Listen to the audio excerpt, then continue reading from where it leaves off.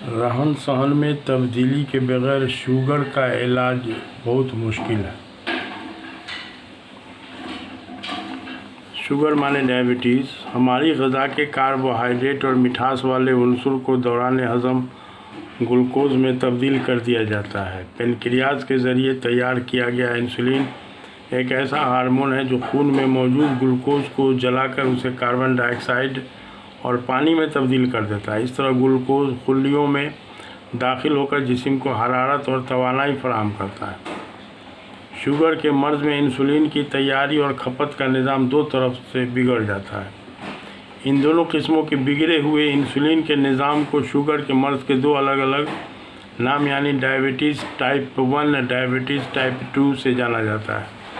मर्ज़ के नाम से क़िता नज़र यूनानी या आयुर्वेद में आमतौर पर खून के तितास और मिठास को मामूल पर लाने के लिए जड़ी बूटियों का इस्तेमाल किया जाता है, मगर शुगर के मर्ज़ का असल सबब गलत रहन सहन और गलत खान पान के वजह कर ऐसी दवा भी बेअसर साबित होती है। दूसरे जानिए एलोपैथ की दवा शुगर के मरीज़ के खून में ग्लूकोज की सतह को कम करके फौरी तौर पर फ़ायदा का एहसास दिला देती है, मगर इस दवा का ज़िंदगी भर इस्तेमाल करते हुए भी मरीज़ की हालत बद से बदतर होती रहती है।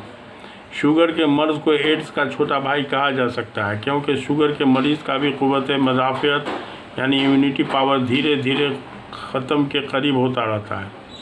आजकल कुछ आताई मालिज यूनानी या होमियो दवा के नाम पर मरीज़ को फौरी आराम पहुंचाने के लिए एलोपैथ की ज़ूद असर क्विक एक्शन वाली दवा टैबलेट का इस्तेमाल करवाकर मरीज़ से वाहवाही बटोरते हुए अपने जेब को गर्म करते रहते हैं, मगर ऐसी दवा का बेजा इस्तेमाल ओवरडोज मरीज़ के शुगर के सतह को फौरी तौर पर कम करके बेहोशी हाइपोग्लाइसेमिक का सबब बनकर ख़तरनाक सूरत हाल पैदा कर सकता है। बज़ाहिर इसके इस्तेमाल से पेशाब में ग्लूकोज ख़त्म होकर मरीज़ एक तरह से धोखा में पड़ जाता है, जबकि शुगर के मरीज़ की तखरीब कारी अंदरूनी तौर पर चलती रहती है। कभी कभी खून में ग्लूकोज की सतह बढ़कर मरीज़ बेहोशी हाइपरग्लाइसेमी का शिकार हो जाता है। मैं आला-ए-ऐलान दावा के साथ कह सकता हूं कि अगर अंग्रेज़ी दवा का इस्तेमाल न किया जाए तो सिर्फ जड़ी बूटी वाली दवा से कभी भी खून में ग्लूकोज की सतह यकायक नॉर्मल के नीचे नहीं हो सकती, हाइपोग्लाइसेमिक के नीचे नहीं हो सकती। ऐसा अंग्रेज़ी दवा बनावटी इंसुलिन या टैबलेट से ही मुमकिन है। शुगर के कामयाब इलाज में मरीज़ के पूरे कैफियत के मुताबिक वक्ती तौर पर जड़ी बूटियों की ज़रूरत हो सकती है। असल ज़रूरत तो मरीज़ के खान पान और रहन सहन लाइफ स्टाइल में तब्दीली की होती है, जैसे कम से कम 5-7 किलोमीटर रोज़ाना पैदल दुल्की चाल में चलना, रात का खाना क़ब्ल इशा बहरहाल खा लिया जाए। नंबर 3 खूब चबाकर भूख से हमेशा कम खाया जाए। नंबर 4 विटामिन बी के साथ साथ रेशा और दूसरी मादनी नमकियात मिनरल्स की फराहमी के लिए चोकर समेत आटे की रोटी, छिलका समेत दाल, छिलका समेत सब्ज़ी और मौसमी फलों का बेफिक्री से इस्तेमाल किया जाए। शुगर के मरीज़ का एक अहम सबब ज़हनी इंतशार यानी मेंटली टेंशन भी है, इसलिए बेफिक्री की ज़िंदगी के लिए खालिक कायनात के हर फैसले पर राज़ी रहने की आदत बना ली जाए।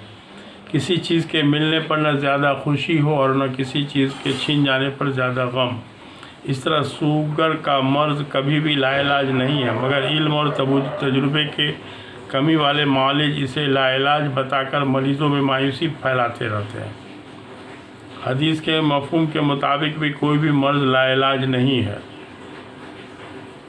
अब तो डायबिटीज़ के बारे में पहले लोग बोलते थे कि मेहनत कश को नहीं होता है, लेकिन कलकत्ता में हमने रिक्शा वाला को भी डायबिटीज़ होते देखा है, जो हाथ रिक्शा खींचता है। तो उस पर गौर करने से ये पता चला कि उस बेचारी की ज़िंदगी में नाश्ता में मैदा की रोटी और आलू की सब्ज़ी, दिन के खाना में भात दाल आलू की सब्ज़ी, फिर रात के खाना में भी वही मिला जुला के, और सुकून टेंशन की बात जहाँ तक लिया जाएगा तो रात में रोड के किनारे कहीं पर रिक्शा लगा के उसी के हैंडल पर तकिया बना के अपना सो गया, बाल बच्चा से दूर, घर से दूर। तो ऐसे मरीज़ को विटामिन बी कम्प्लेक्स की एक शदीद कमी होती है।